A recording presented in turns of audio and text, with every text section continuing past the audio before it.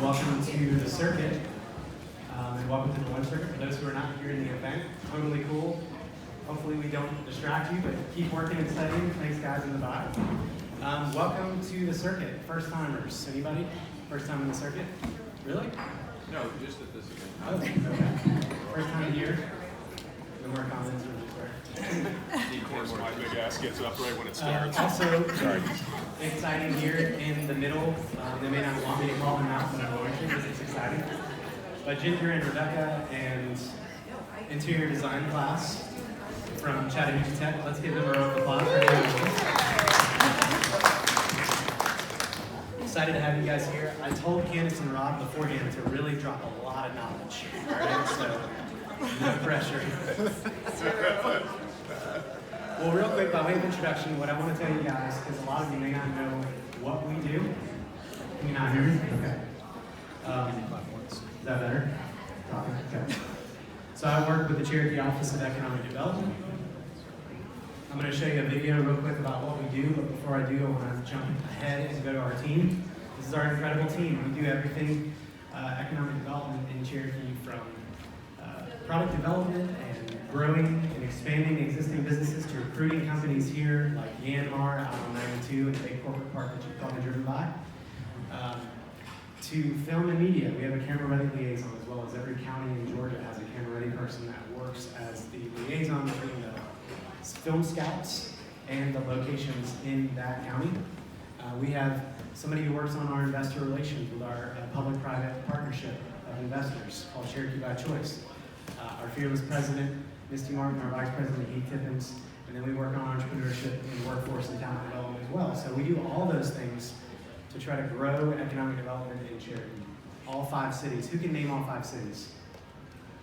Who didn't know there was 5 cities? Tom, you don't count. Anybody name all 5 Cherokee cities? I think I can.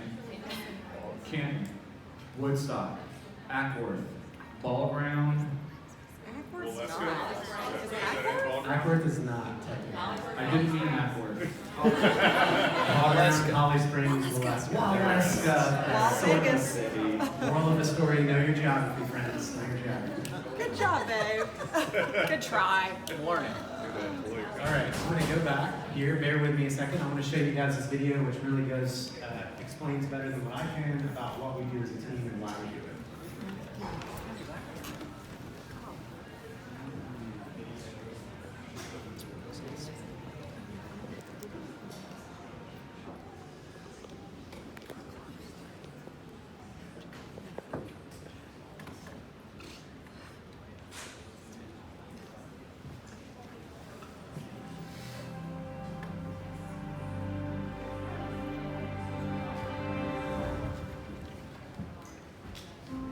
So probably the defining moment for me, our company connected really well with the Cherokee Economic Development. We also connected with the board of directors of Cherokee County. They really sat down and listened to what we were trying to do because they understood that our company is more than diesel engines and diesel products. Everything just started to click together. We're here for you. And it's not just in the recruitment phase. We're here for you with service after the sale. We want you to be successful. And it's a partnership. And it's not just a partnership for the ribbon cutting, it's a partnership for 20 years plus. You can't go into a project of this scale without everybody being involved. The economic development, Misty and her team have been great. There'll be hundreds of jobs created and millions of dollars worth of tax revenue. So they are vested in our project, and you just don't see that around the state. There wasn't a lot of breweries. And a lot of the opportunities weren't in Cherokee County. This whole craft beer business wasn't booming here. There was a lot of education that had to take place. Instead of, no, you can't do that, it was, let's figure it out together. Recruiting industries to the area and expanding our existing industries is always going to be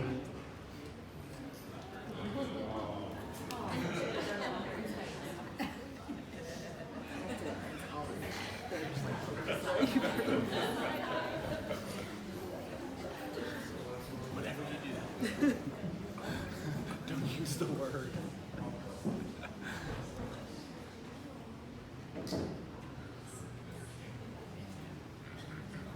Should I do a little song and dance? back next month for part 2. Oh, there you go. That's the way to improvise. That's just have to. Keep them coming back. All right, well, long story short on that, Cherokee's amazing, we're amazing, y'all are amazing, everybody's amazing.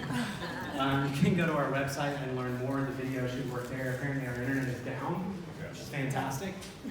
So you can learn about what we do there, look at our team, as well as stay up with our latest news.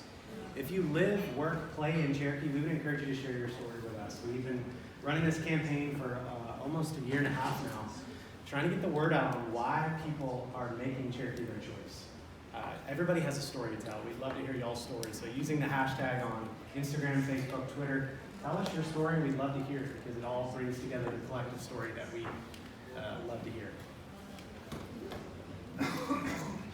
Okay, long story short, on this space, this was old Woodstock Elementary. Chattahoochee Tech took it over a few years ago, and then we partnered with them and the Woodstock Office of Economic Development to bring together what you see as the Student Center for Chat Tech students, as well as the first co-working space in Cherokee. So there's offices, there's desks here, folks can work. We do programs like the Lunch Circuit. People hang out, and now with Alma Coffee, it kind of brings the space full circle. So we do programs, we offer resources, we make connections, we give people access to community. If they have an idea, if they want to launch it, we give them a space to hang out and work that's affordable, also a place to play and a place to meet future friends, as we like to say. And of course, we couldn't do this without our partners in the circuit to make this available. Special shout out to Alma Coffee. Opened June of last year, and it was well worth the 3-year wait to get the right coffee vendor, but we made it, and we love their story, and they've been awesome. Hopefully you guys are enjoying their coffee. And also Brian Stockton and his team within Woodstock, who helps us promote events around town, but also a key part of this partnership as well. One final thing to get a little tech savvy, if everybody will pull out their phone and pull up slido.com. You go to slido.com, you'll enter in the event code Lunch Circuit. And this is for Q&A at the end. And so I will sit down in a minute and introduce Rob and Candace. We'll talk through their story for about 30 to 40 minutes. And then you guys will have a chance at the end to do some audience Q&A. I'll pull questions live, but also from this app. You can also upvote questions you like. A lot of people don't take advantage of this, but if there's a question you really like, you can upvote that and push it to the top. You can be anonymous. If you really have strange questions or you're an introvert, that's okay. Or you can put your name in. But this is a kind of a cool way for us to get access to some of you who may not be willing to speak up, but you have a burning question. So definitely take advantage of that, and I'll be looking at it toward the end. All right, why do we do the lunch circuit? 3 reasons, pretty simple. We believe that stories are powerful, that when they're experienced in a group, a community, they're even more impactful. And when they're wrapped around stories of entrepreneurship, it inspires people, right? I mean, all of us love a good success story, but also stories that have failure that teach us powerful lessons. And so we started this 2 years ago, and every month, every second Wednesday we do this. We'll tell you about the next one at the end. And this month, obviously, we have Kandace and Rob Walker-Bunda. Welcome these guys up here. Hi, welcome.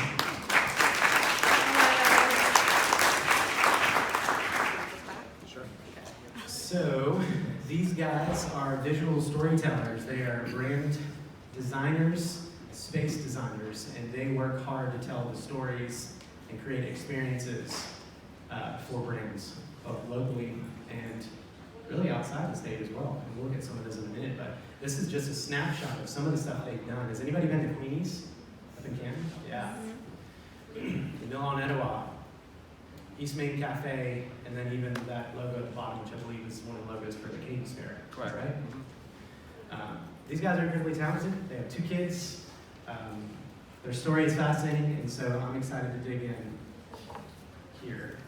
All right, I wanted to start off like we typically do, guys, with some lightning questions. Okay. So they've seen a few of these, but they haven't seen most of them, and so I know Candace is really excited about that. Yep. Let's do this. All right, I'm going to ask you a series of questions to kind of just break the ice, shoot from the hip. Okay. No right answers, no wrong answers. Just go for it. We're all judging you. All right, describe your personalities. I tell you what, let's make it interesting.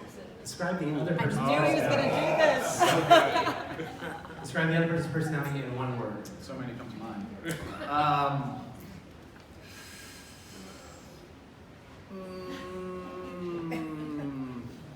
Candace, I would say in one word, is industrious. Okay. I like that. All right. I appreciate that. I agree with that. Make it good. Yeah, you must really know her, because if I described my wife as industrious, I would probably have gotten slapped. Oh yeah? I know. No, I'm a doer, for sure. You haven't met her parents. There's one. There's one. She's also industrious. Hey, Mom. Shout out to my mom, everybody. Thanks for coming, Mom. Rob in one word. Rob in one word. Don't say multiple. You are multifaceted, but that's not what I would use to describe you. I think Rob is a dreamer. I think that Rob is constantly thinking, kind of with his head in the clouds. He's usually sketching on something. He's scheming on something. I think that that's a really good thing, because I feel like a lot of the time I'm kind of quite the opposite of that. So I think him being that way kind of balances me out and our relationship out in work and in life. Can I change my answer for her to doer? So it's like the dreamer doer. Sounds better. Dreamer doer? Yeah, industrious. Okay. Yeah. There he is. Typical of a brand design guy. Morning routine. Okay. Which morning? Pick a morning, pick 2 or 3 things. That you I mean, we have 2 kids, so our morning routine consists of me waking up at 6 o'clock in the morning, going downstairs, making coffee, making lunches, putting clothes out for kids. So very quickly, like as soon as I wake up, it's pretty much all about our family. Yeah. Okay. But then after that, you know, we kind of like ease into the office at different times. We're taking different kids to different locations, and Recently, we've managed to inject like a 30-minute portion of self-care in there too. So it's like kids to school, 30-minute run or workout, then into the office. yeah. Can you guys hear? I'm sorry, I wasn't using the microphone. That's okay. Ideal way to spend your day outside of work. Yeah, it's an easy one. Go ahead. Ideal way, actually that's not easy, that's not fair. Okay, ideal way to spend the day outside of work would either be on a mountain in the woods somewhere, or visiting the city, or I say the city now because we live in Canton, so it's implied that I'm talking about Atlanta. Visit the or a city for, I don't know, all the inspiration and stimulation that you don't get heading towards the mountains or the woods or any of that. Okay. I would still be industrious. I would still be doing something. Yeah. I would probably be like planting a wildflower garden or organizing shelves. I don't know. I would still be doing something. That's how you get released. That's how you feel free. Yeah. Okay. That's just what I enjoy doing. I'm feeling better about my answer. See that we balance each other, right? If we did walk-up music 10 minutes ago, what would be your walk-up song?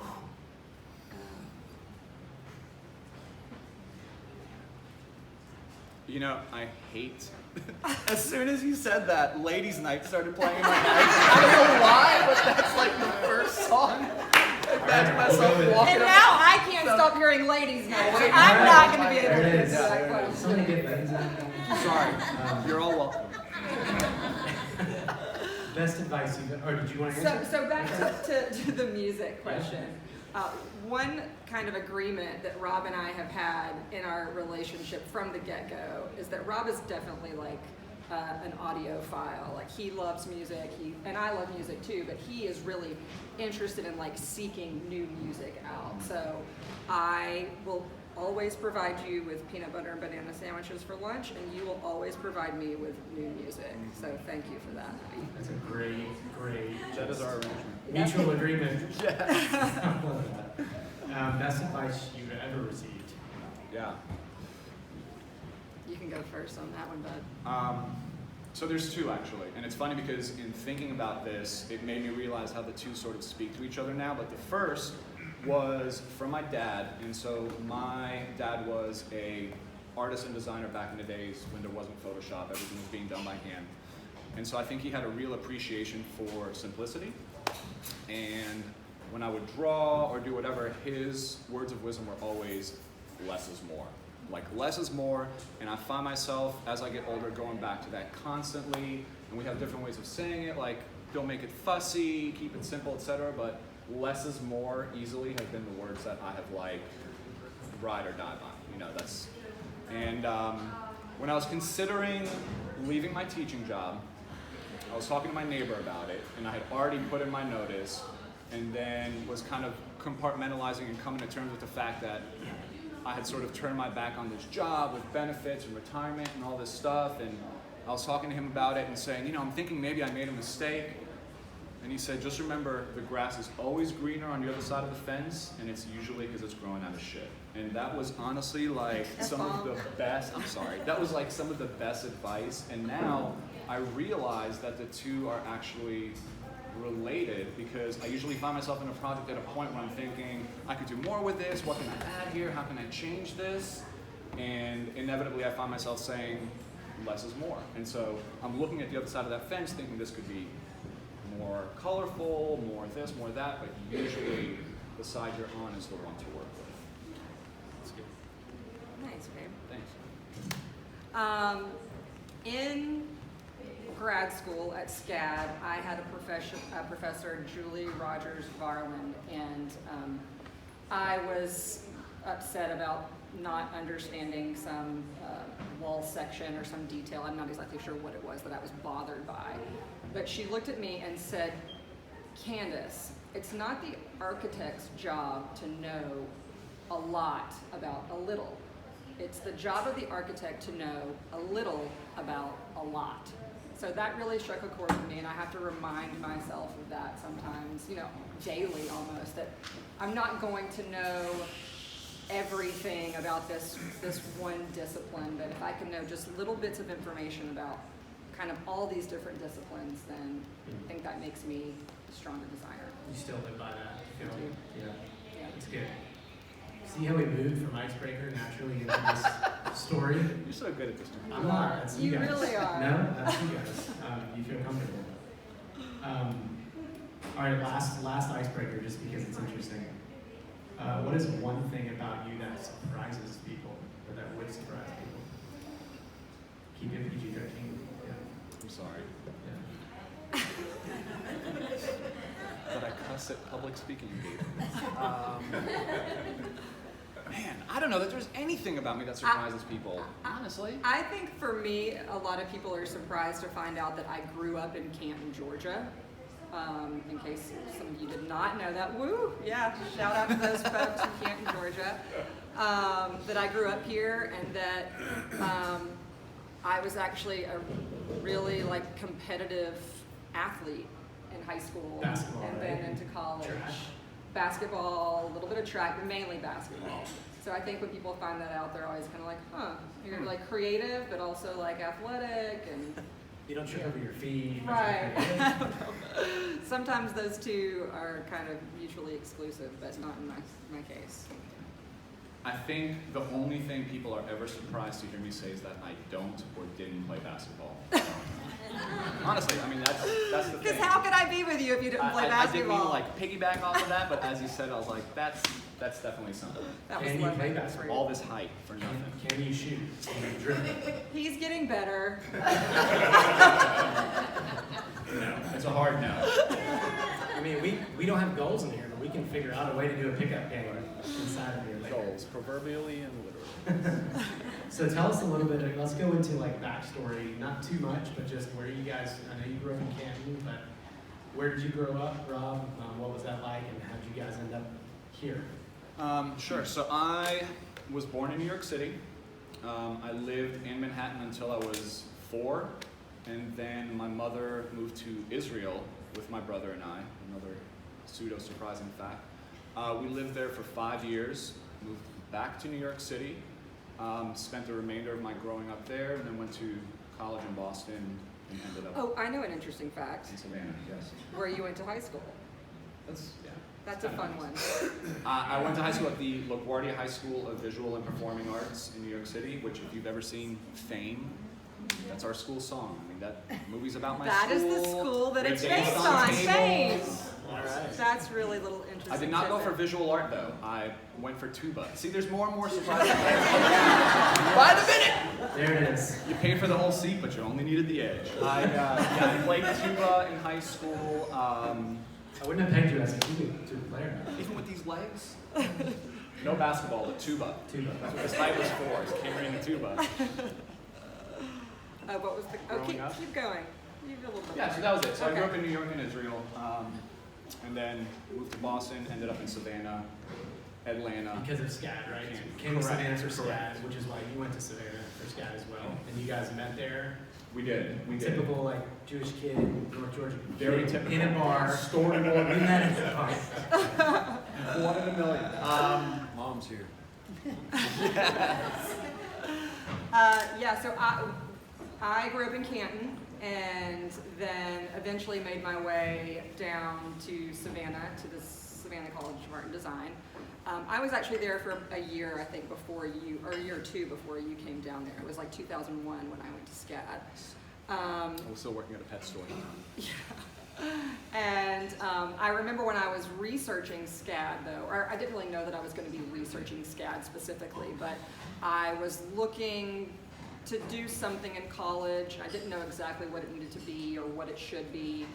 I knew that I was always interested in art, but then there was always this like basketball component too, but all of a sudden I was ready to kind of like focus on school.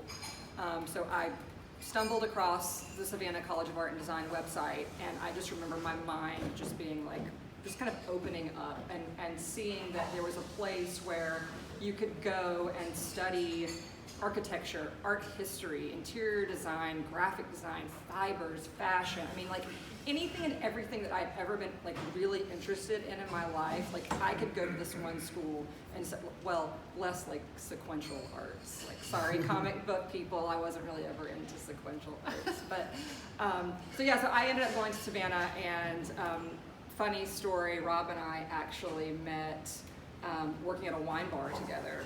A friend of mine got me the job there. We were both always kind of working in the food and beverage industry, but she got me a job there, and I went to meet the manager, Rob. The only time he ever managed me. And I just remember going into this place and meeting the manager and just thinking like, who is this Yankee jerk telling me what to do with this like highfalutin attitude? Basketball player, obviously. Now I'm the dreamer. Now I'm the dreamer. Yeah, so that's a little bit of background. Well, she came to you because she saw you as a dreamer, right? That's Yes. what it was. She needed me to lift her up off her feet, Right. out of that industry, all that industry. But then there we struck up a really great friendship. Yes. And we were friends first. Yes. Yeah. Yes. So you guys complement each other, and also there's things about each other that are pretty different that still seem to complement. So then take us from Savannah to back to Canton, and then Bunker Design, right? Which Sure. those of you who may not know, I don't know if you figured this out yet, but their last name is Walker-Bunda, right? So Bunker Design. Anybody put two and two together on that? Very cool. Just making sure. It's when combining your names is like a really big thing. I think it's Jay, worked out fantastic. Brangelina. Yeah. Yeah. Well, I told you the alternative to Bunker would have been like Walda. Yeah. I mean, it's fun. Yes, has a similar ring. So Savannah, Candace was there doing. Oh, But no. yeah, talk a little bit more about Savannah, how we were kind of always working. Yeah, that's what I was getting. So Candace and her friends started working at the wine bar. We all worked together. Candace and I, from that point on, were pretty much doing everything together. I mean, we worked at that wine bar together. We quit the wine bar together. We went to work at a barbecue restaurant together. When we were finishing, We worked at a barbecue joint together. Sweet Leaf Smokery. It was amazing. It's not there anymore, but man. But then we came to the point where we had to decide where are we going to go, right? Like we're finishing school. Where do we want to move? I wanted to move out west, like Washington, Oregon. Candace's brother had just had his first child, so the agreement was, let's move to Atlanta, be close to her family for the first year of her having a nephew and all that, and sort of take it from there. Now, my plan all along in going to grad school was I wanted to be a teacher. And I had tried to get a job teaching before that, and everyone kept telling me you need a master's or a teaching degree, so that's what I was doing in SCAD. So we moved to Atlanta. I got a job teaching in Clayton County as an elementary school art teacher, which was a blast. Candace was working at an architecture firm, and we did that for 6 years. You know, we were just doing what we were supposed to be doing. We were graduates, we had jobs, we owned a house. But soon after that, we had our first child, and something about having our first son, Atlas, he's 8 now, but when he came along, suddenly living walking distance to East Atlanta Village and being close to bars and places to hang out just wasn't that important anymore. And you know, for me, like having grown up in New York City, and all of a sudden I was thinking about, I don't know if this is the safest place to raise my kids. You know? And at the same time, also, several years before that, the recession had happened. Candace's architecture firm had taken a serious hit, and when that happened, we started doing little bits of illustration and design work on the side to sort of supplement our income, my teaching income. But that sort of snowballed and got more and more busy, and so we came to this point where we had to make a decision to either hire somebody to help us with all that design work, or I was going to have to quit my teaching job and start doing that full time. But in order to do that, we couldn't continue living in Atlanta because it was just way too expensive. So we threw caution to the wind and left Atlanta behind and brought our little family on up to Canton, thinking, you know, Candace's family was close by, it would be a good place for us to be. We got help, lower cost of living. Also, Candace, you know, grew up here, so she already had a network of friends, and all those friends had come back here or were still here, starting their businesses, starting to do work. So we were already sort of plugged into a network. But were you, I mean, was it on the horizon though, when we get to Canton, we're just gonna start an agency? Never. Oh yes, it was. I don't know That that was was the point. like We to didn't be know. a Canton agency. Well, we didn't know what. I don't think we knew exactly what it was going to morph into. But the reason why we moved to Canton 100% was for us to both focus on bunker design. And at least that was my thinking. Yes. No, it absolutely was the focus, was to come up here and put all of our eggs in the bunker basket and just put all of our focus, all of our time into making that happen. I just don't know that I saw it as like, we're going to go, you know, set up shop and take off. Oh, no, we didn't know that we were going to stay in Canton, or like this specifically was the location or like the forever headquarters of our business. But, okay, yes, that makes more sense. It was always to start the business, though. Yeah. But whether or not we were going to stay here, that was to be determined. And really, that was to be determined until about 2 years ago. Actually, up until Bill Grant was elected to the city council, on my part. Perfectly, totally honest. Like, you know, living in Canton, we had 2 kids at that point, Atlas, and then Indy came along, and I was just always on this like crux of whether or not I wanted to stay in Canton. And, you know, it was growing on me, and like I said, I love the mountains, I love the woods, so for that, it was great.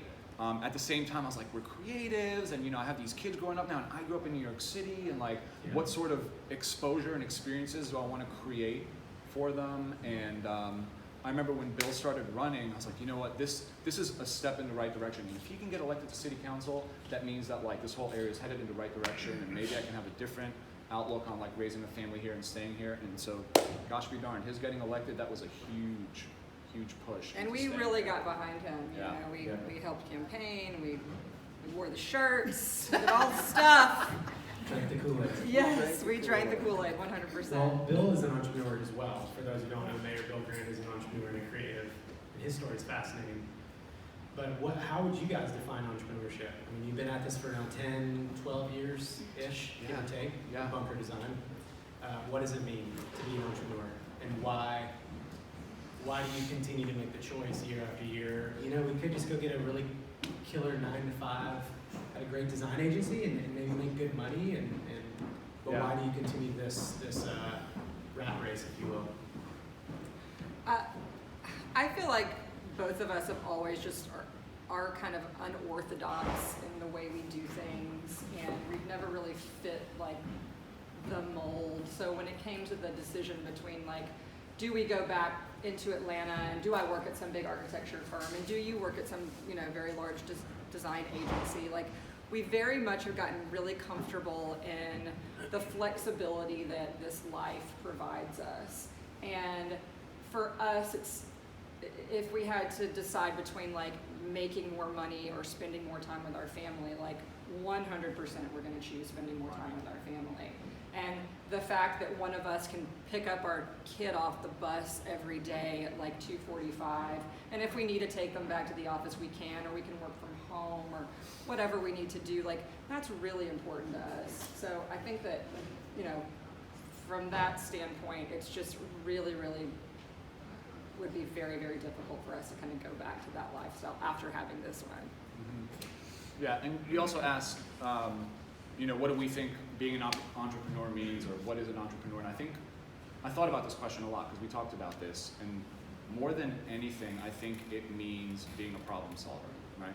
Because number one, starting our business was us solving a problem, right? Like, we were solving a problem in our own lives. And now what I'm finding is that our clients come to us, we help them solve their problems. And also day to day, you know, managing our business, doing bookkeeping and invoicing, all that stuff, we are constantly figuring out how to solve problems because, you know, Candace didn't go to school for business administration. I didn't go to school for graphic design. You know, a client comes in and asks you to do something with a program you've never used before, or work in a medium or format you haven't. You figure it out, right? Like, you're solving problems. And so you talked about this before too. Sorry. No, please. You like, when a client calls, you like to try to figure out a way to avoid saying no, right? Yes. Yeah, and that was a big part of the reason that we started out as Bunker Design Collaborative, because we were on a flight to New York. I remember we were talking about this. What if we started a business? What would that look like? And we would go around trying to tout our creative services, and inevitably somebody would say, do you do video editing? Well, no, but I know someone who does. You know, do you do web design? No, but I know someone who's really great at that. So after a while, it turned into, instead of saying no, just say yes, and then we will collaborate with that person we know who's really good at that, and thereby we build our service offerings, and at the same time we build this, you know, body of people and creatives around us, and yeah. Is that still your approach now? You get a phone No. call? Okay. Fantastic. Yeah. I mean, I love the idea too of like phone calls coming in. Like, I wish people were just calling in all day. Like, we need a designer. It doesn't happen. You know, definitely as we've gotten older and more experienced and built some sort of reputation for our company, I like to believe that we can cherry pick projects a little bit more, but the fact of the matter is that we take it all. We just love to do it, and we love helping, you know, people that are starting out on their own to like big companies that are going national. It really doesn't matter. But I think now we have this sort of maturity to, if somebody asks me, you know, do you do code? Do you write code?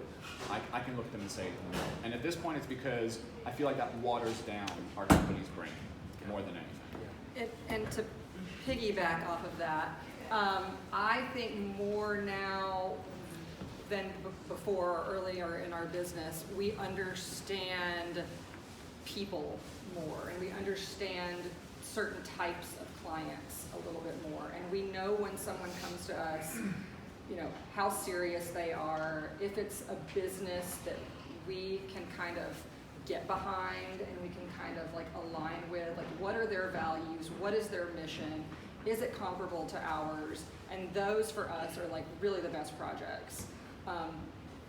You, Justin, you know, so many times we end up becoming friends with our clients, and I just feel like there's no better way to work, and it makes us happy, and we enjoy, something's supposed to be happening. We enjoy getting to know our clients. It's the internet, that's right. That AT&T fiber is working. Great today. But then, like, in addition to like just talking about like entrepreneurship and characteristics of being an entrepreneur, what is it that you said? Problem solver. Problem solver, absolutely, problem solver. But then also, I think that you have to be kind of a confident individual, and I think to be a confident individual, you have to know your stuff, and you have to be educated in what it is that you're talking about. And the more experience that we get, and you know, the more that we do the projects that we're doing, the more confident I think that we become. And I think that when you reflect that kind of confidence, like it just kind of attracts certain types. That's great, because I think that's a perfect segue for what we've talked about in the past with imposter syndrome. And if it was loading, there would be a slide that would show you a graphic, but I'm going to have to ask everybody to use their imagination. Use your imagination, that's right. everyone. Picture a blue circle. There's a graphic that shows two circles, and they're concentric, they overlap, and one is like knowledge, right? Like what you know, and then the other is like what you think other people know. Think you should know. What I you think mean, you should know. we can draw it on that board over there if we need to. Jonathan. Students, anybody? No, but the point, okay, there we go. The point was, there seems to be a gap, especially a lot of entrepreneurs, creatives who might believe that, you know, they've done this craft for 10 years, 15 years, or whatever, and they're really good at it, but they still struggle to believe that they're good at it, even though clients, other people are amazed, they've been validated, there's proof, there's still this that's why they call it imposter syndrome, right? Because they feel like at any moment, it's going to be found out that I'm really a fraud. I'll put it this way, when I look back at the very earliest quote-unquote logos or brain systems that I put together, I know I was an imposter back then. Like, I know beyond a shadow of a doubt. Because if I compare that to what I think I know now and the sort of work that I put into it versus not the effort so much, but the intent and like what I thought a logo should be and how a brain should function, it's just obvious that with time and experience and thought, you're gonna learn and grow. And so I guess the difference was that because I didn't go to SCAD to study graphic design. What So I studied journalism in undergraduate, which is interesting because actually a lot of what we do is about communication and organization of information and how to present that. Like one thing, you know, going back to advice, one thing they always told us in journalism school was write to your dumbest reader, right? And so now when I'm looking at a logo, I'm thinking like, will the dumbest, quote unquote, dumbest viewer look at this and know what this is about, right? Like there's a lot of value in that. So at SCAD, I got my master's in illustration, again, because drawing was just something I'd always done as a hobby. I was just trying to get a master's to satisfy that for teaching. But I guess when I put the two together, you know, it makes sense. Communication art with the illustration portion and then the journalism, that is what graphic design is today. That's what I'm doing. But even still, it takes creating the logo and then seeing it plastered on that package or on that sign or on that window. And I'm like, oh man, you know, that's got way too many colors in it, or those lines are a little thinner than they should have been, or, you know. So as far as walking around and pretending and acting like and trying to get work doing something that maybe I didn't know as well as I do now, in that sense, yes, there was definitely some imposter Fake it till you action. make it. Yeah, and I hate that saying, but yes, yes, there was a little bit of faking it going on. Now, how do you guys overcome it now? Just because a big part of being an entrepreneur is believing in yourself, right? It sounds hokey, but if you don't believe that you can do something, then other people aren't going to believe it either. I would argue that I'm still in disbelief sometimes. And not about like, I can't believe our work worked out, but more in the sense that like, this is pretty amazing, you know? Like I consider myself and us very lucky to get to do what we do because again, art was never something that I was training for, design was never something that I thought I could do with my life. A little backstory, so my mom is an opera singer and pianist, okay? And she went through, she got her degrees in opera, if you will, she has her opera degree. But then she had children. It's very difficult to be a successful opera singer with 2 kids.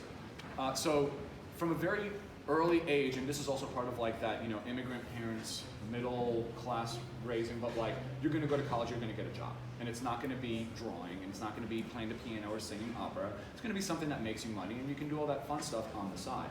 So like having a creative career was just never anywhere, you know, on the radar for me. So now when, you know, I get to go to work and like sit and sketch, like to me that's incredible, right? And there is a certain level of disbelief and like, oh my God, someday somebody's gonna figure out like this is what I'm doing at work and they're gonna come here and like drag me out of here, kicking and screaming. Yeah, take me, like put me on a conveyor belt, you know. So There's definitely some disbelief there. So maybe, and also, you know, when you see something that you designed for a client, like actually working and like making them money and like doing well by them, like that's It's a amazing. good feeling. Like they put a lot of responsibility in us, you know, no pressure. The pressure wasn't there when we were working on it, but then all of a sudden it's out there in the real world, and it's like now the pressure's on.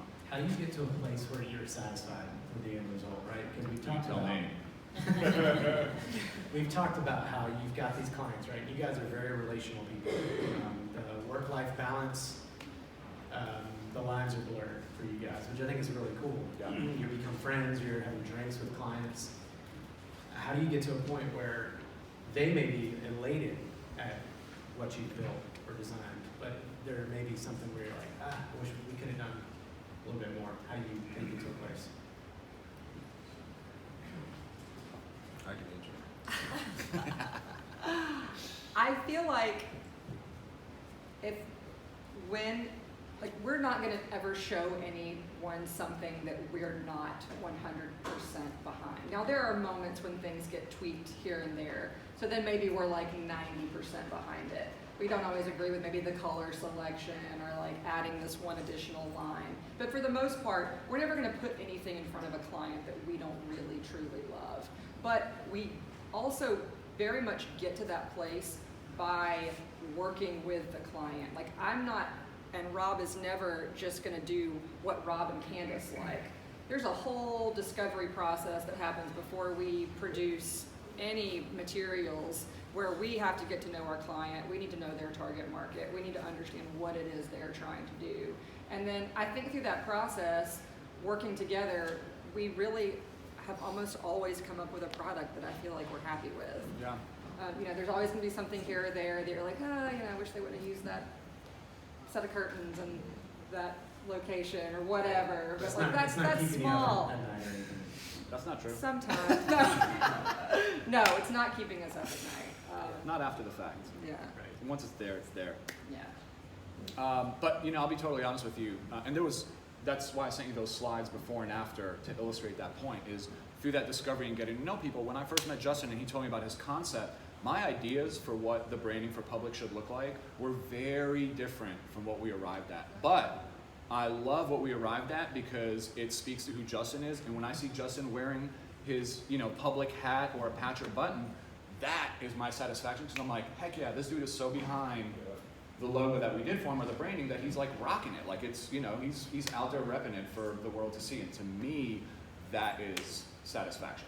But as far as like personal, you know, I had a French teacher in middle school, Mr. Lipton, and he would never give 100. He only gave 99s. And he said it's because there's always room for improvement. And I think with something like design that is like a living, breathing, evolving entity, there's always something that could have been done more or a little differently. The high achievers in the room just like had a mini heart attack. I mean, 99 but the teachers are like, I never yes. give 100. That's actually really good. I like that, Mr. Lipton. Mr. Lipton. Mr. It was Lipton. tough. So real quick, not to give too much of a shout out, but when you've referred to Justin twice now in Yes. public, not everybody knows what that is. Can you? So Justin Balmas. Justin is the. He's a family name. Our kids know. They're like, is that Justin Balmas? I text with their children, little emojis, and very creative It's process. sweet. It's sweet. So Justin is the creative brains and driving force behind Public and Rambler, which are going to be opening up in the new Johnston building down the street. And we have been tasked with helping him develop the branding for both, and then also doing all the interior architecture and design. It's very Which, exciting. it's great. It's great. It's been a lot of fun. Talk about emotional intelligence here for just a minute, because you guys have a lot of it, I think, and I think other people would agree with you. When somebody is a creative, I think the assumption sometimes is they're great with design and with, you know, drawings and renderings and the images and coming up with things, but that sometimes their soft skills might struggle, or they don't want to be their own people. I don't think that's always true.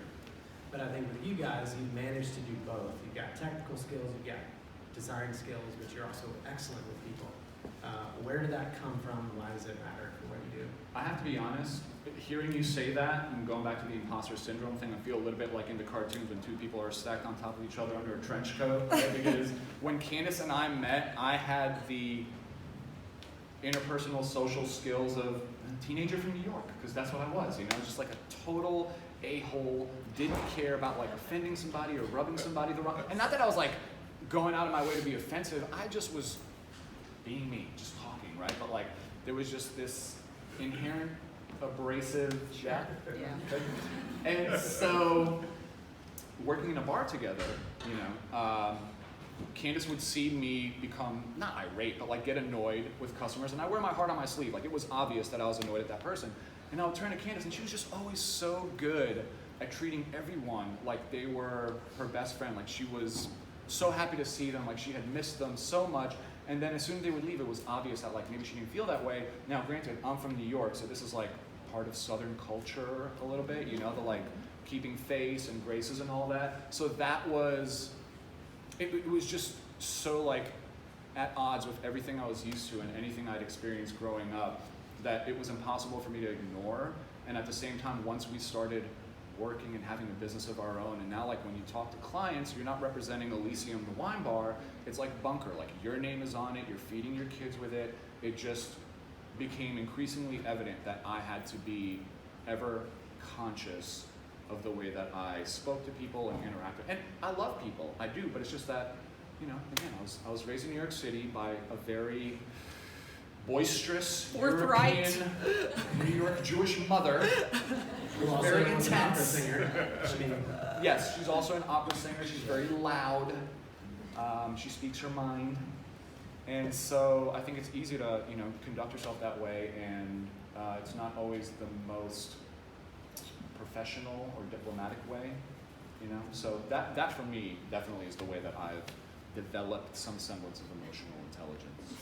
kudos to you, Candace, for changing this emotional person. It was a monumental task. It was.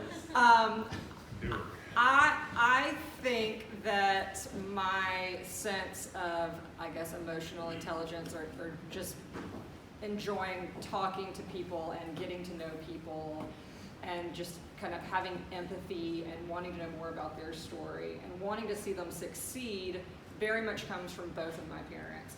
Both of my parents were always, and still to this day, are always trying to help people. They're always trying to make the meal for the family in need or get the presents for, you know, the group home that doesn't have what they need. And I was doing that at a very early age, and I think it gave me a sense of just wanting to help people. And I think that when people come into our office, I don't see it as like us providing them a service so much as it's like we're providing a service, but we're helping them realize their dreams. And I want to see them succeed, ultimately.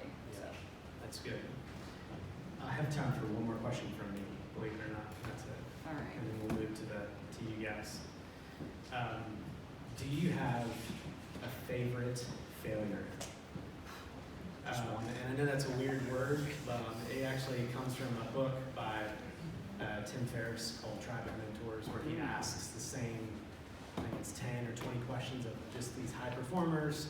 And one of the questions is, do you have a favorite failure? And I like the way he asks it because the assumption behind it is there's obviously something about it where you felt like either A, you had an impactful lesson, or B, you know, you walked away better or different.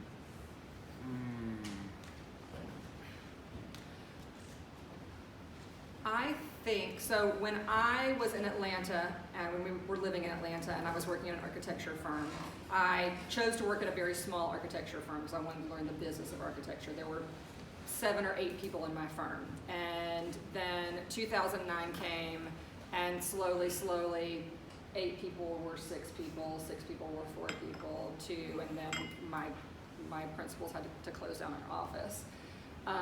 I was one of the last few people in the office, and I remember very much like when I started working at an architecture firm, I was on this path, and the path was you're going to be interning for 3 years, then you're going to be taking your license exams, and then in 5 years you're going to be a licensed architect. So like I had this like path set up.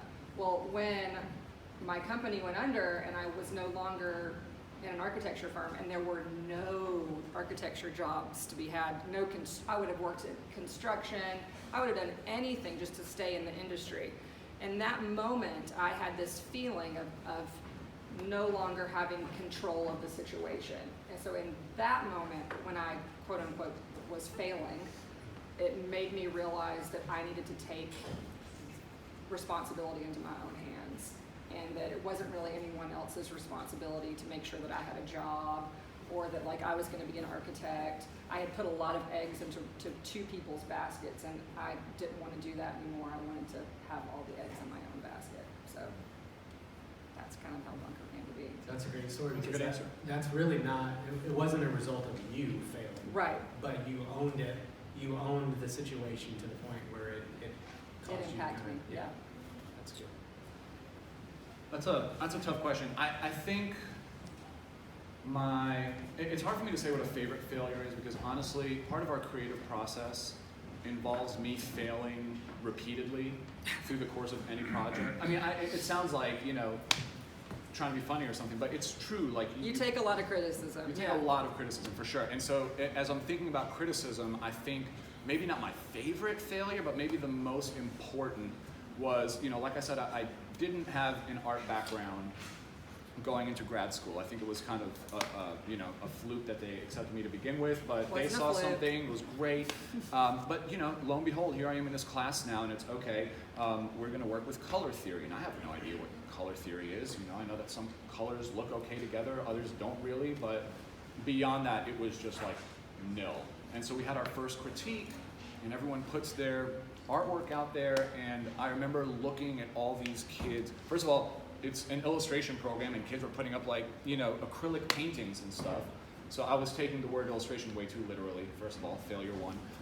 And then I'm sitting there and I'm looking at all these beautifully rendered, acrylic illustrations and stuff. And here I have my pitiful looking drawing in the middle of that with just like the worst color palette ever. And I just remember shriveling in my seat. I was so embarrassed by this work.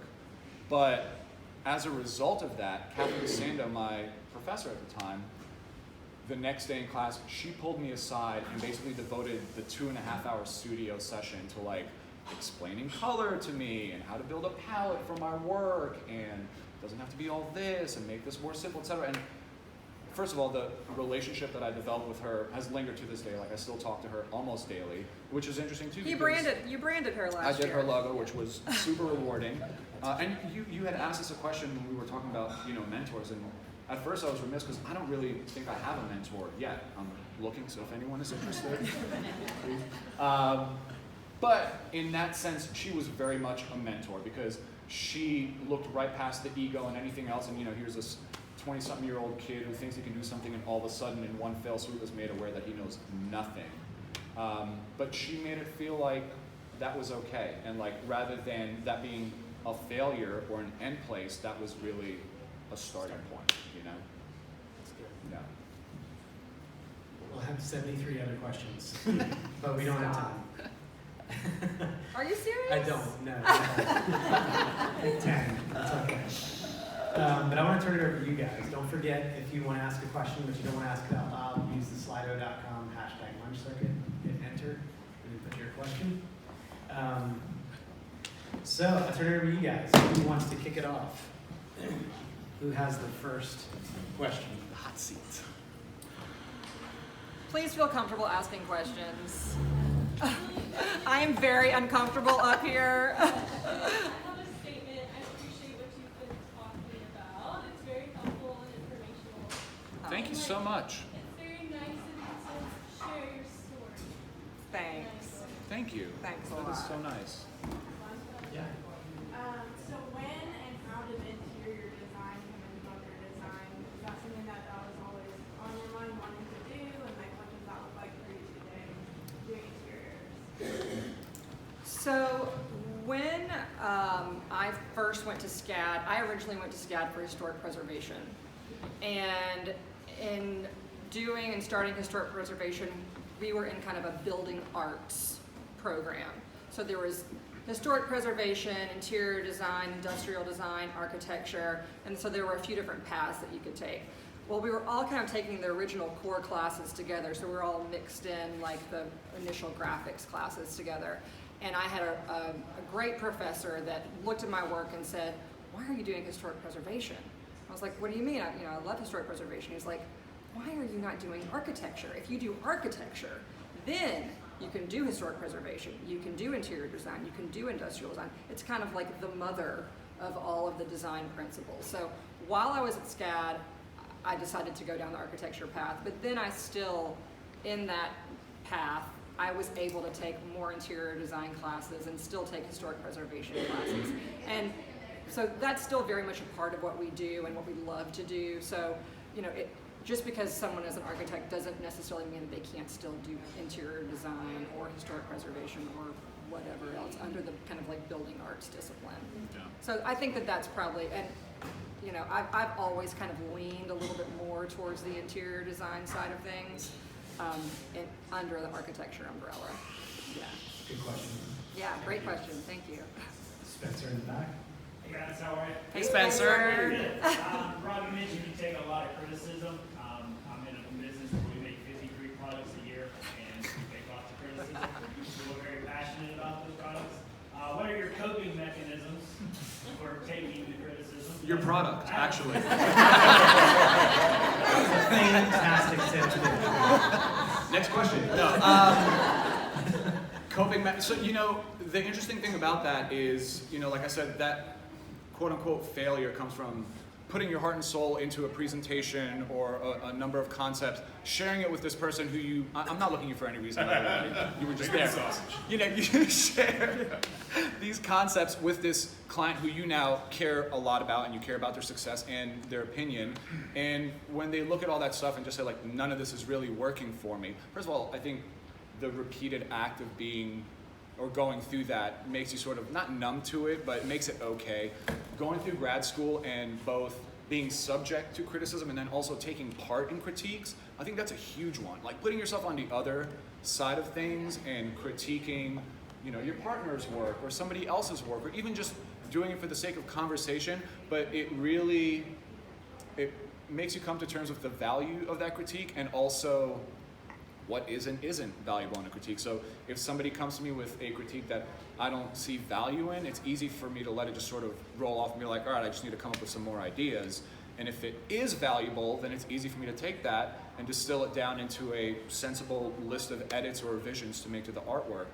But I think all that said, there were definitely hurt feelings in the beginning, right? Like it's impossible not to take that personally because, I thought this was so cool and I really thought hard about this, but that doesn't matter at all, really. If it doesn't make your customer or client happy, if it doesn't serve their purpose, your feelings mean nothing. But it's okay because you're asking for a friend. That's That's good. Great question, Spencer. Yeah, Jessica. Kind of a follow-up on that. When you guys first started everything, did you have anybody saying that they didn't think it was going to work, that they didn't have faith in you, that I'm sure you had a bunch of people that were in your corner behind you, but did you have anybody that was like, no, this isn't going to work? And how did you kind of... Never to our face. You know what? That's so interesting that you asked that because I literally never thought about that until you just asked. And to be honest, I don't know that we had any naysayers around. I think we usually fill that role with other people, right? We're usually the ones like, you should really think about this, But most of the people that we know and hang out with maybe are dreamers like myself, and they're like, yeah, go for it.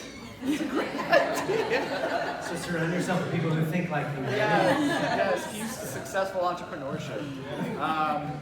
But that's really interesting. I can't really think of anybody. Everyone was super supportive. Yeah. All right, I'll say this. I know, without having to ask, I can almost guarantee you that my mom was probably sitting around wringing her hands, all right, with stress and anxiety over the fact that, like, I had a master's degree and now was going to leave my 6 years in career with the retirement and all that stuff for a maybe, to go pursue a maybe, right? But to her credit, she never made that no. Yeah. So if she didn't do it, It's called wisdom. yes. It's called wisdom. There you go. No one would not to speak. I'll let her know you said that. Yeah. Mark, you have a question? I think related to all that, I keep piling on, but from the opposite direction. Have you guys ever fired a client? Fired a client? Ooh, what's that like? So You made a big point about wanting to make sure your values align with that of your customer. And Yeah. sometimes it just doesn't work out that way. So we've never like technically fired a client, but we have made it to where We were so unbearable. we were too busy to work with said client. I think we did it in a way maybe that was a little more roundabout, not so like to the point. But maybe if that client came back to us, and we've had a few clients that have just been like really kind of rude and nasty and not been very good communicators. It's really important in our job to People you just decided not to work with again. people we just really decided not to work with again. Like, sorry, we can't take on the work right now. It's important. Yeah. It speaks to aligning values, right? And if you can't align values with a client or a customer, then how do you move?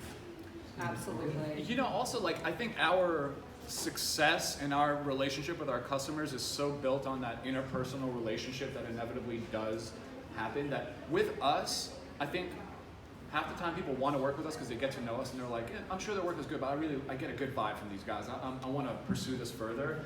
And I think when people don't, they just don't. Like, sometimes you just don't click with people. And I think you save yourselves both a lot of trouble by not pursuing that relationship any further. Would you say like having a larger amount of people working for you helps you connect with more people? Like do you have different personality types that would allow you to communicate with somebody a little better? So we actually don't have anybody who works for us. So we sort of work for each other. And I think in learning how to communicate between the two of us, we really learn how to communicate with other people really well. But we are a one-man and one-woman show. Well, to that though, about 2 years ago, so we started pulling people in. Like, we had an intern here, we had a kind of part-time employee there. We realized that we don't, and maybe it was just the time in our lives, that we just don't really like managing people. And maybe that will change as our children get older. I don't know exactly what it was, but we didn't really like managing people. But what we do have, and what we have kind of done in the last few years, is we've really partnered with people that we have worked with a lot in the past, who we went to school with. We have a few photographers that we work with. I have my best friend and architect, Maggie McBride, who works with us now. So it's really more of like partnering with people, less of like them being an employee. As needed, yeah. And that may just be because, you know, the right person hasn't come along to be, you know, a full-time part of our team. Again, it's the relationships thing. There's never been a person where like, we gotta have that person on the team and like, you know, putting forth creative energy all the time. And also, it's hard to find that person because I think being a two-person show, we find that we wear all sorts of hats. And it is a challenge to find other people that wear that many hats well, right? I mean, some people own the hats, but to wear them and pull them off is another thing, you know? Let's be clear, there's one employee. More on That's Rob. Right? All the hats, right here. We are, believe it or not, out of time, which really stinks. You made it. That's right. You guys give it up for Kandace and Rob.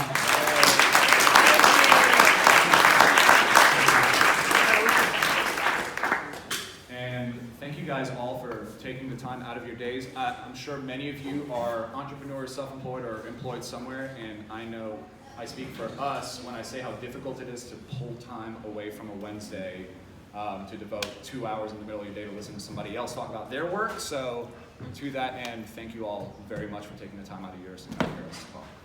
Yes, good. And kudos to the fact that you guys not only have friends, students here, family, but clients. We do. I think that says a lot about y'all's character, but also the quality of work you put out. I think that's pretty impressive. And so, well, thank you, Jonathan, and thank you for considering us for this too, and for, you know, not giving up on getting us to come out here.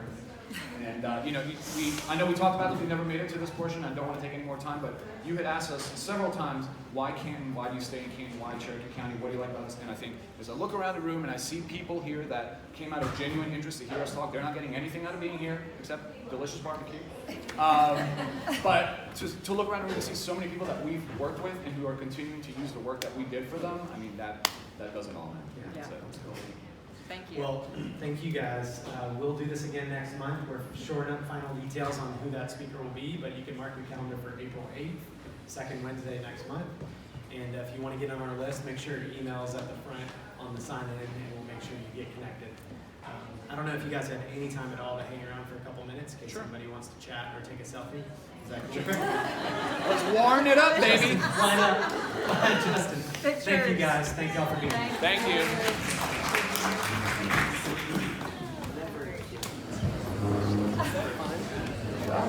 Hey. Thanks, dude. How are you? I saw you over there. Where's your Your wife? Hi. Oh. You go to bed angry at night. What's your name? Yeah, my dad lives in Syosset. This thing is for it because from the surface. Yes. There you go. Thank you so much for coming. So do you live and work in Cherokee County? For next time? Yeah, think about it. I have a few. Okay. I like the one that we have right now.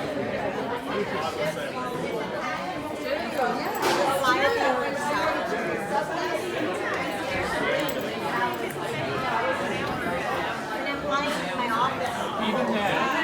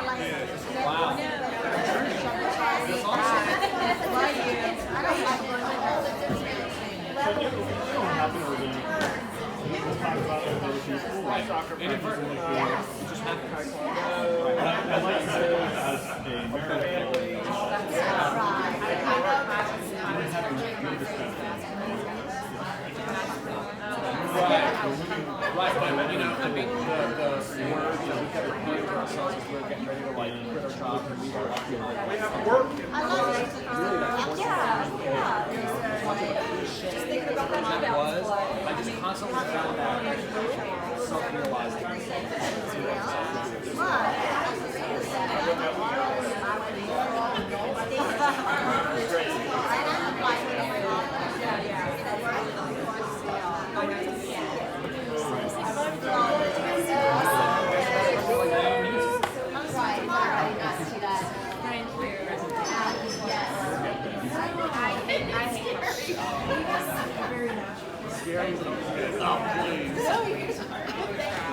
Hey, thank you so much for your time.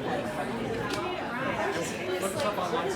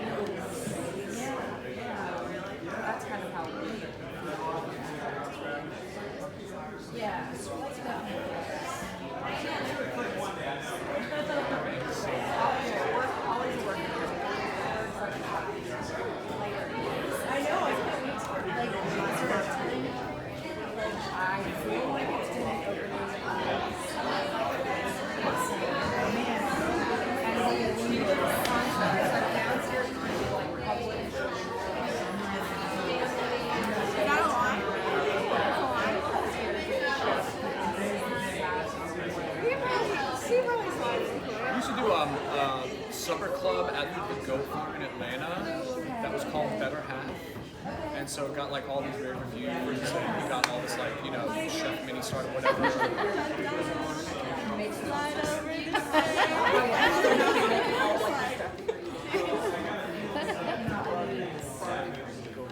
How many got to come today out of your class? Was there about a good many? Okay,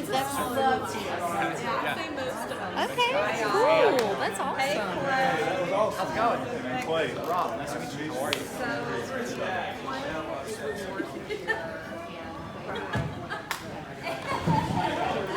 I'm not holding it.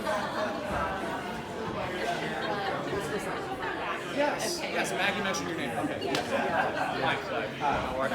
I have a brother, Clay. Yeah. So what are you guys working on? Let's see. We do a lot of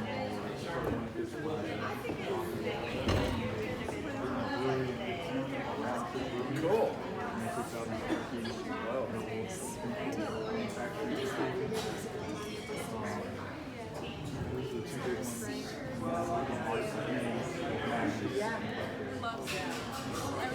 I think I should say that, yeah. People touched in real life. Sea turtle. It's amazing. It's like literally one of those things you'll never forget. So much fun. Yeah, it was like a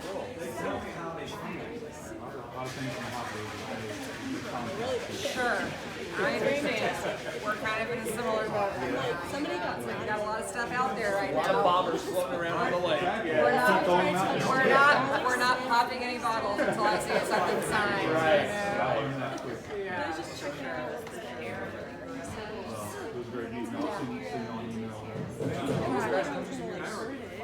Well, we started an Instagram account to try to do better marketing stuff for company Instagram accounts, and it popped up. This event popped up on Instagram. Really good stuff. I saw y'all were speaking Very providential. Cool. Well, thank you so much for coming. Yeah, absolutely. I got a buddy, Kate Peterson, with his t-shirt. Yeah, I know Ken. Yeah. Wait. Oh, yeah. No, you didn't. Okay, so we got to have some. Yeah. We were fraternity brothers. Oh, so you know the Headless Horseman story? That is funny. Dude, Ken is one of the funniest guys I know. He is, man. And I'll go out to lunch with him, like he always wants to go get chicken fingers, and I'm like crying the whole time we're sitting there because we're just a mess. Shirt recently. He's like, exactly. Quit calling back a lot of stories. Thousands? Yeah. Like, I would be the guy. A lot of Headless Horseman stories. T-shirts. Right. Not producing quite enough. One of the few people that can still get me to blush is Ken Peterson. Yeah, I'll have to let him know that. I'll let my wife know she knows. Hi. Good. Hey Jamie, I'm Rob. Nice to meet you. Hi, Sarah, nice to meet you. You got one of the buttons.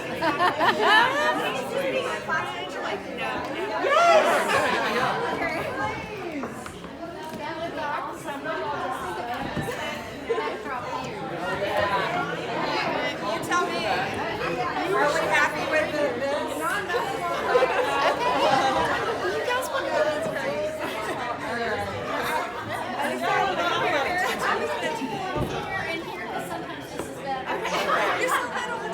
I kind of put it down.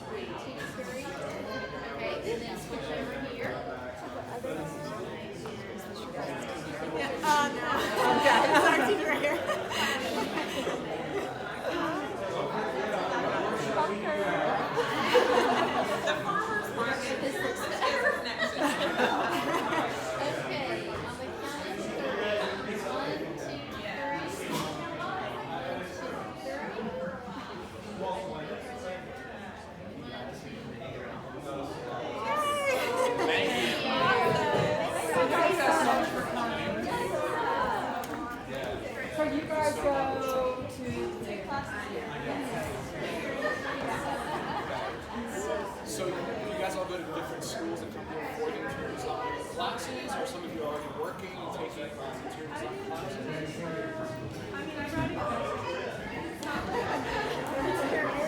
Okay, there's nothing wrong with that. But I do classes here. I've been taking classes for like 2 years. It's easy on my schedule. The design program is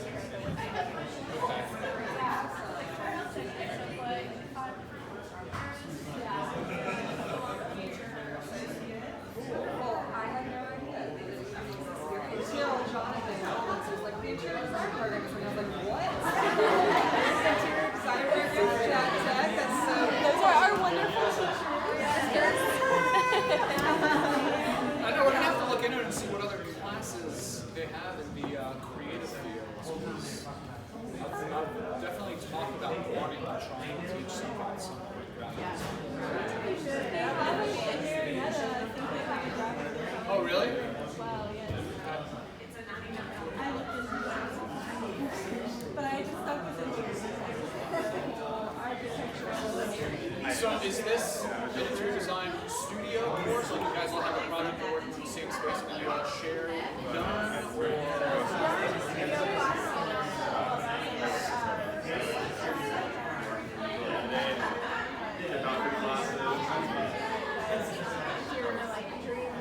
I was running a 30% company.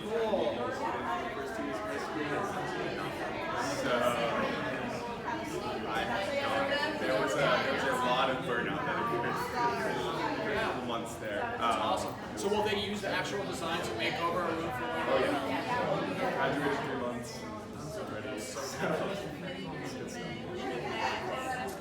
Yeah, they may 18 to 19 work days. fantastic. Please keep us updated with all of that. It's so cool. I think a lot of us are graduating right now. Yeah. I am too.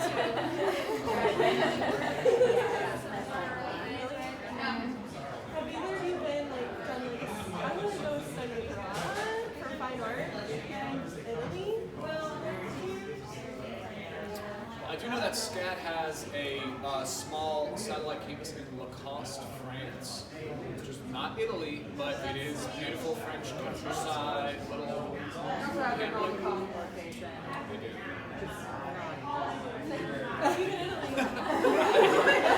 Right. But, I mean, studying and living in Savannah felt like living abroad for me. Well, now it probably does. Honestly, when we moved down here, especially for me moving from Manhattan, it was so stupid. Yeah, it was amazing. I accidentally ended up living in a really bad part of town because I just couldn't believe how affordable everything was. And I was like, look, it's an apartment with an upstairs for $400 a month, an old garden, and it was in like the shadiest part of town. That was a good learning experience. I come from New York and shady. But yeah, now it's probably expensive. It is. Even just going for a weekend. But it's fun if you have like a group. Yeah. We're actually going back for Rob's 40th birthday. It's coming up. April 3rd. Not St. Patrick's Day, April 3rd. No, we did St. Patrick's Day the first year we were there. She's April 4th. What? That's so exciting! You're parents!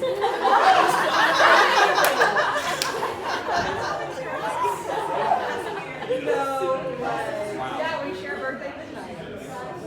When's your birthday? Almost Indy's. Indy's April 26th. It's really bizarre. Yeah, so we're going to be going back to Savannah. We haven't been since 7 years? 8 years? It's been a while. It's been a while. It's been a long time. No, we're not taking them. They're going to stay with a combination of her mom and It'll be a fun trip for us. We've never spent like 3 nights away from our kids. So we're ready to live it up. 8 and almost 5. So old enough to be left alone. Yes, hopefully. We'll see. Time will tell. Well, now we're invested in you guys succeeding. Please continue Yes, and please come let us know. Portfolios when you're out in the real world, maybe we'll find that person. Yeah, if there's anything that we can do, critique, look at portfolios, help in any way, please keep us in mind. Like we want somebody who's self-driven and motivated and has their own vision and doesn't need to have Would love to come. I believe it's April 23rd. Yeah, that's my mom's name. Will you guys remind me?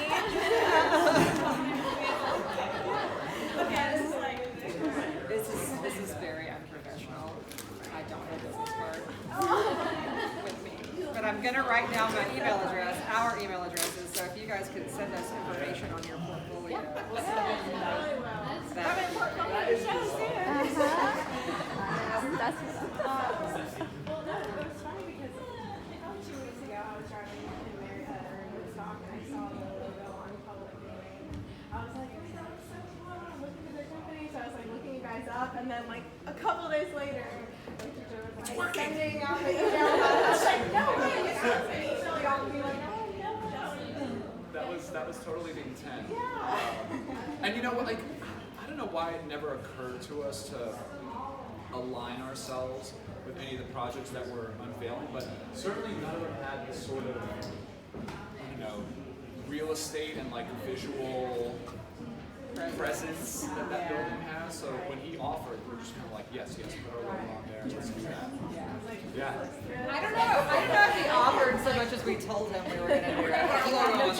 What is your name? And I'm Ginger Burton. You look so familiar. You both look familiar. Becky Simmons. Becky. My husband thinks you buy blueberries most of the candy. Yes, that's where I knew you. I saw your face and I was like, you look so familiar. We were talking about the other day, I think because Sam, we were coming to this, he's like, I'm pretty sure she's the one that buys blueberries from us all the time. Yes, probably. I love your husband. He's awesome. He's great. And yes, and is it your father-in-law? Yes, Mike. Yeah. Yeah, he's good with his stories. Yes. He helps sell the blueberries. He does. He builds the brand. A lot of people come to see it. What does he always give us? He always gives the kids Probably something. flag stickers. Yes. Thank you guys so much for coming and setting it up to where they could all come. No, That's we great. anytime we can get them connected. There's so many great connections in Cherokee. You know, sometimes you just gotta like put yourself out there. We're the same. Like it's so hard for us to go and do anything ever, and when we do, it's just like, soak it all up, take it all in. So this has been a great Please experience. do, please do. And we actually, when we were still jack of all trading it and just taking whatever work we could, we did a lot of work with the Wheeler House in Ballground. You know about that? It's a wedding venue. What was her name? The lady who we. She's no longer with them, but I can't remember what her name was. But she was a jack of all trades, wedding planner, venue, lockdown. I mean, she was doing it all. Yeah. I have some copies. Trying to brainstorm what to do with it. That's cool.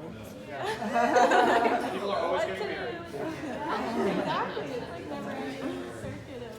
This is also such a good area for that. I mean, there's so many, large tracts of land and farms and big houses that people rent out for Right. that purpose. So I kind of want to do like a resort, like slash urban type. Yeah. Kind of getaway or You guys been teaching them to do chat lots of activities, even We started it up in Jasper at that campus. It was separate. swimming or stuff like that. Kind of like Incredible. So the interior design started then in Jasper, you said, and then kind of moved down We here. ended up merging Appalachian Tech and Chattahoochee Tech were separate Okay. colleges. Gotcha. And then Tennessee, where it's kind of like we need to be able to stop. Yes. That's great. And I started last October. Because we've got just over 100 students in the interior design program here. We were just planning out the fall semester, and we're like, we're already filled up between us, and then we have 3 adjuncts that all have 2 or 3 classes each. So yeah, it's great. I'm glad to hear that it's growing. There's that resource. Because there was nothing like that close when I was growing. Yeah. You know? I graduated from Burnell University. She went to UGA. Okay. Scouts, yeah. Yeah, exactly. So all over the state, really. We did not do any design. I think I love hearing some logo. I'm from Canton too, so just right to you know can do that you can this. do You it, can right? You don't have to be downtown. Exactly. He's Yeah, a very for sure. Successful and busy designer, interior designer in Atlanta. So he's done a lot of restaurants, I've never actually and lived he in has done so many Georgia. since they started this Rob and I were talking about that a few weeks ago. I mean, and I've thought about it before, but I was like, I went to SCAD, and I lived in Atlanta. Still always in Georgia. Yeah. It's a good place. Raising the kids. Several Yes, raising the kids. I have 2 boys as well. So. Yeah, you do? How old are they? 9 and 7. Oh my gosh, we're very similar. Mix of it. Yeah, for sure. It's a lot of fun. I mean, it's a lot of work. Yes. Saying something this week. I was like, here we're headed to the baseball park. Of course. Yeah. That's what we do. 5 days a week. We actually don't do baseball, baseball. or not for any other reason other than like my oldest son wasn't into it. And my youngest is just turning 5, and he still hasn't really shown interest. If they're not pushing it, Right. yeah. I mean, my littlest, I have to push a little bit, but my oldest, like, he knows what he wants to do, and he'll do it. Like, he loves basketball. He's very committed to it.